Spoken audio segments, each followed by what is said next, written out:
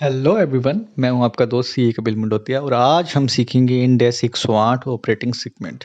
अब सर इस ये इंड एस बेसिकली इसका ऑब्जेक्टिव क्या है? देखिए ऑब्जेक्टिव सिर्फ इतना है कि एक एंटिटी है और उस एंटिटी के ना काफ़ी सारे मल्टीपल डिविजन्स हो सकते हैं, मल्टीपल सेगमेंट्स हो सकते हैं। तो क्या हर सेगमेंट की रिपोर्टिंग, हर सेगमेंट की इंफॉर्मेशन हमारे यूजर्स ऑफ फाइनेंशियल स्टेटमेंट्स को देना ज़रूरी है? अगर ज़रूरी है तो किस तरीके की इन्फॉर्मेशन जानी है और ये कौन डिसाइड करेगा कि हमें ये पर्टिकुलर ऑपरेटिंग सेगमेंट या ये हमारा जो डिवीज़न है इसको हमारी रिपोर्टिंग के अंदर इंक्लूड करना है या नहीं करना। तो इस तरीके के आपके जो क्वेश्चंस है, आपकी क्वेरीज है, उसका आंसर आपको इंड एस 108 यानी कि ऑपरेटिंग सेगमेंट दे सकता है। सर आप बार बार के में एक वर्ड यूज़ कर रहे हैं ऑपरेटिंग सेगमेंट, इसका एग्जैक्ट मीनिंग क्या है? सर देखिए ऑपरेटिंग सेगमेंट होने के लिए ना उसके कुछ कंपोनेंट होने चाहिए एंटिटी के पास।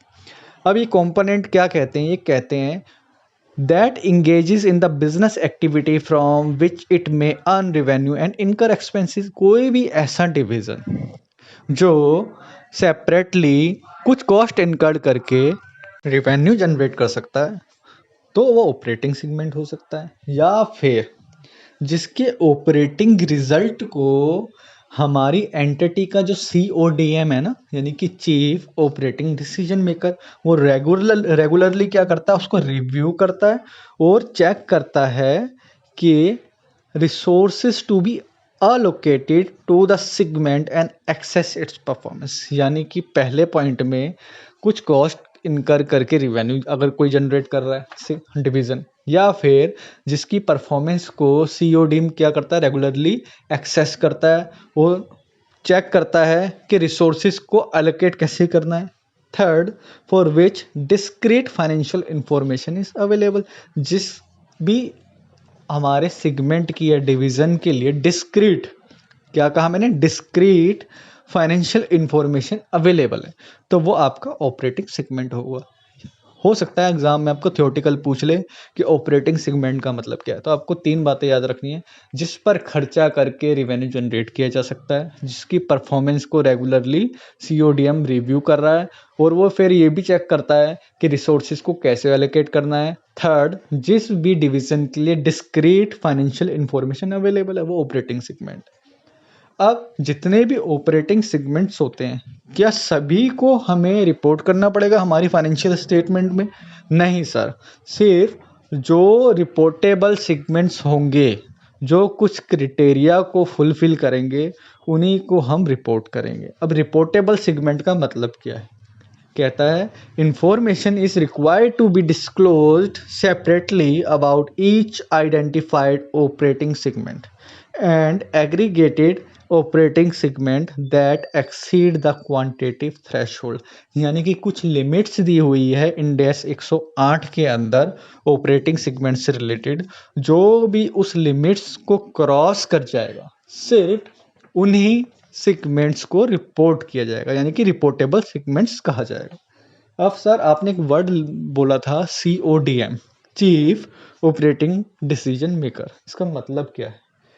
The CODM is the individual or group of individual who is/are responsible for strategic decision making regarding the entity. That is, the CODM allocates resources and access the performance of the operating segments। यानी कि एक individual है, group of individual हो सकता है, जो आपकी entity की परफॉर्मेंस को या सेगमेंट की परफॉर्मेंस को रेगुलरली एक्सेस करेगा और रिसोर्सेज को उस पर एलोकेट कर देगा। सर आपने थोड़ी देर पहले कहा कि कुछ लिमिट्स होगी और उस लिमिट्स को हम एग्जीड कर जाएंगे तभी हमारे सेगमेंट को रिपोर्टेबल कहा जाएगा। सर ये लिमिट बता सकते हैं आप? बिल्कुल।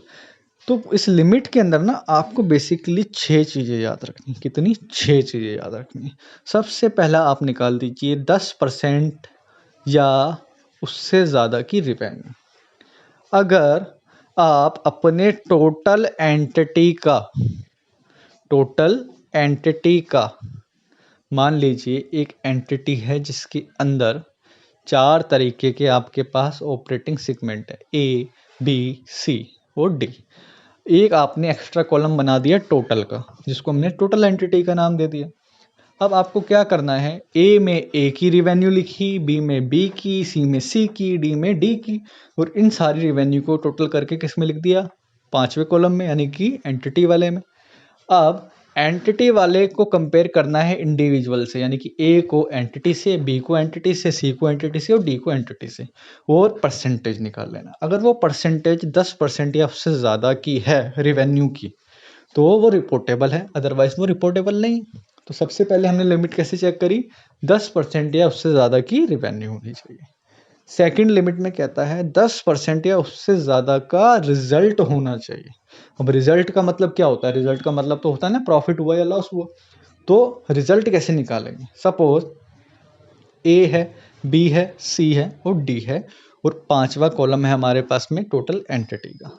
अब ए को प्रॉफिट हुआ, बी को भी प्रॉफिट हुआ, सी को लॉस हुआ, डी को भी लॉस हुआ।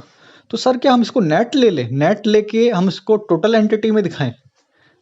ऐसा बिल्कुल भी मत करना।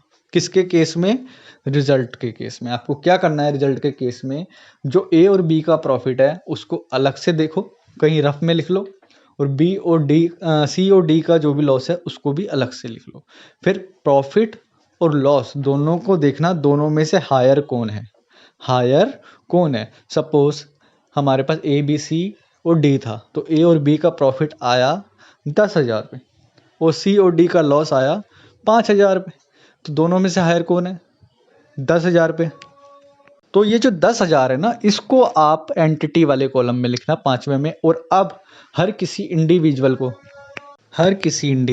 को अब उस हायर वाले अमाउंट से कंपेयर करना, यानी कि ए को भी उस हायर अमाउंट से, बी को भी, सी को भी और डी को भी। समझ में आया? यानी कि पहले पॉइंट में आपने निकाला 10% या उससे ज़्यादा की रिवेन्यू होगी तो रिपोर्टेबल है। सेकंड में 10% या उससे ज़्यादा का रिजल्ट होगा तो रिपोर्टेबल है। थर्ड में 10% या उससे ज़्यादा की एसेट होगी तो रिपोर्टेबल है। फोर्थ में क्या कहता है, आपको चेक करना है फोर्थ में करंट ईयर। क्या चेक करना है, करंट ईयर। अब सर करंट ईयर समझ में नहीं आया, आप समझाएंगे? बिल्कुल। If any segment become unreportable in current year, मान लीजिए कोई भी ऐसा सेगमेंट है जो करंट ईयर में हमारा अनरिपोर्टेबल है, but it was reportable in the previous year. वो पहले तो पिछले सालों में तो वो रिपोर्टेबल था, लेकिन करंट ईयर में वो रिपोर्टेबल नहीं है।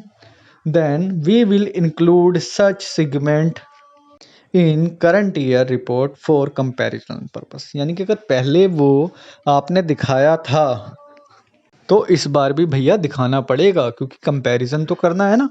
अब 5वीं लिमिट बोलती है प्रीवियस ईयर। अब ये सिचुएशन अपोजिट भी हो सकती है। अगर कोई सेगमेंट रिपोर्टेबल हो जाता है करंट ईयर में, लेकिन it was unreportable in the previous year, then we will revise the previous year segment report by including such segment for comparison purpose। यानी कि इस करंट ईयर में तो रिपोर्टेबल हो गया, लेकिन पुराने ईयर्स में नहीं था, तो पुरानी वाली रिपोर्ट को भी हमें रिवाइज करना पड़ेगा। यानी कि पहला 10% या उससे ज़्यादा की हमारे पास रिवेन्यू हो, दूसरा 10% या उससे ज़्यादा का रिजल्ट हो, तीसरा 10% या उससे ज़्यादा की एसेट हो, या फिर लाइबिलिटीज़ भी कभी कभी एग्जाम्स में दे देता है। चौथा करंट ईयर चेक करो, पांचवा प्रीवियस ईयर चेक करो, छठा। अब ये सब होने के बाद में 6 वाला बहुत इंपॉर्टेंट है, कहता है 75% ऑफ एक्सटर्नल सेल। आपको ये लिमिट एडिशनली चेक करनी है कि पूरा आंसर करने के बाद में आप चेक करना कि जो भी आपकी जो भी रिपोर्टेबल आपके सेगमेंट आए, मान लीजिए आपके पास 4 सेगमेंट थे, ए बी सी और डी, ठीक है। अब ए बी सी और डी के अंदर सिर्फ ए और बी आपका रिपोर्टेबल सेगमेंट आया, आंसर ए और बी आया, तो ए और बी की आप एक्सटर्नल सेल्स को सेपरेटली कहीं लिख लेना। मान लो ए और बी की जो हमारे पास एक्सटर्नल सेल आई वो आती है 5500 रुपये। कितनी आती है? 5500, 5500 रुपीज़ आती है। और ए बी सी और डी चारों की जो एक्सटर्नल सेल थी, ए बी सी और डी चारों की जो एक्सटर्नल सेल थी वो थी 10,000 रुपीज़। कितनी? 10,000 रुपीज़। तो अगर वो 10,000 रुपीज़ थी और उसका हम 75% निकाले तो कितना आना चाहिए सर? उसका आना चाहिए 7500 आना चाहिए। लेकिन आपके रिपोर्टेबल में तो कितना आया सर? रिपोर्टेबल में आपका आया था कितना, मान लीजिए 5500 आया था। तो ये तो कम है 7500 से। कितना कम है? 2000 रुपये कम है। तो उस 2000 रुपये के लिए आप क्या कर सकते हैं, जो भी अनरिपोर्टेबल सेगमेंट है, अनरिपोर्टेबल कौन कौन से थे? सी और डी। इन दोनों में से आपको एक को या फिर दोनों को इंक्लूड करना पड़ेगा इस एडिशनल 2000 को बनाने के लिए। उम्मीद है आपको ये समझ में आ गया होगा। अब एक थ्योरेटिकल क्वेश्चन आपसे पेपर में पूछ सकता है कि कभी कभार क्या होता है ना, ए बी सी और डी हमारे पास में सेगमेंट है, लेकिन ए और बी में कुछ सिमिलैरिटीज है। तो क्या हम ए और बी को एग्रीगेट कर सकते हैं, एक साथ दिखा सकते हैं? दिखा सकते हैं सर। लेकिन इस एग्रीगेशन का ना कुछ क्राइटेरिया है, कुछ कंडीशंस है। कौन कौन सी कंडीशन है? पहली कंडीशन है कि जो ए और बी है ना, जिसको हम एग्रीगेट करना चाहते हैं, सबसे पहले हम देखेंगे कि nature of product and service क्या है। ए किस तरीके की सर्विस दे रहा है, बी किस तरीके की सर्विस दे रहा है, क्या उनमें कुछ सिमिलैरिटीज है या नहीं है। सेकंड, ए और बी किस तरीके के प्रोडक्शन प्रोसेस को यूज कर रहा है। क्या कहा मैंने? पहला, तो किस तरीके की गुड्स और सर्विसेज प्रोवाइड कर रहे हैं। दूसरा, प्रोडक्शन का प्रोसेस क्या है दोनों का। तीसरा, किस तरीके के कस्टमर्स हैं दोनों की। चौथा, कस्टमर्स का तो पता चल गया, लेकिन उस कस्टमर तक डिस्ट्रीब्यूट कैसे किया जाएगा, यानी कि डिस्ट्रीब्यूशन का मेथड क्या है। पांचवा, nature of regulatory environment, for example banking, insurance और पब्लिक यूटिलिटीज, यानी कि रेगुलेटरी इन्वायरमेंट क्या। सबसे पहले क्या देखना है कि किस तरीके के प्रोडक्ट्स दे रहे हैं, सर्विसेज दे रहे हैं। दूसरे में देखना है उन प्रोडक्ट्स और सर्विसेज को बनाने का, यानी कि प्रोडक्शन का प्रोसेस क्या है। तीसरा, किस तरीके के कस्टमर्स हैं और उन कस्टमर्स तक प्रोडक्ट को पहुंचाने के लिए कौन सा डिस्ट्रीब्यूशन का मेथड यूज़ किया जाता है, और रेगुलेटरी इन्वायरमेंट क्या है। अगर ये सारे क्राइटेरियाज को आप फुलफिल करते हो, दोनों में सिमिलैरिटीज है ए और बी में, तभी आपको एग्रीगेट करना पड़ेगा सेगमेंट ए को और सेगमेंट बी को, यानी कि डिवीज़न ए को और डिवीज़न बी को। अगर सिमिलैरिटीज़ नहीं है तो आप उसको एग्रीगेट नहीं कर सकते। उम्मीद है आपको इंडेक्स बहुत अच्छे से समझ में आया होगा। अगर समझ में आया है तो प्लीज़ इसे लाइक कीजिए, अपने दोस्तों के साथ शेयर कीजिए, ताकि आपकी नॉलेज बढ़े, और मेरे चैनल को सपोर्ट कीजिए। Thank you so much.